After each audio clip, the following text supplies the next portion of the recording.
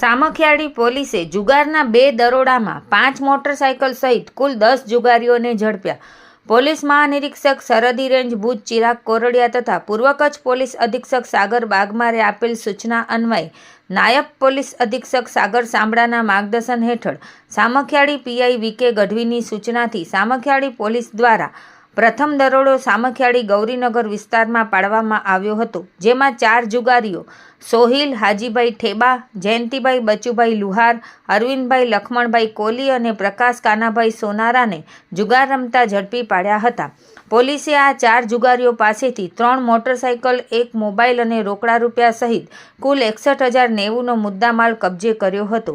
આવી જ રીતે સામખિયાળી પોલીસ દ્વારા બીજો દરોડો સામખિયાળી ભારતનગર બાવળની જાળી પાસે ગલીમાં પાડવામાં આવ્યો હતો, જેમાં 6 જુગારીઓ વિનોદ જયરામ કોલી, રાજુભાઈ ગોવિંદભાઈ કોલી, સુરેશભાઈ ગોવિંદભાઈ પ્રજાપતિ, વિનોદ ગોકળભાઈ પ્રજાપતિ, શંકરભાઈ જયરામભાઈ કોલી અને મહિપાલસિંહ મહેન્દ્રસિંહ જાડેજાને જુગાર રમતા ઝડપી પાડ્યા હતા, જ્યારે અન્ય એક જુગારી નાસી જવામાં સફળ રહ્યો હતો.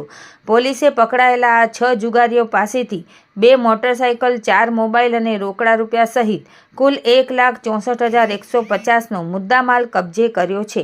આ કામગીરી પીઆઈ વીકે ગઢવીની સૂચનાથી સામખિયાળી પોલીસ સ્ટાફ દ્વારા કરવામાં આવેલ છે.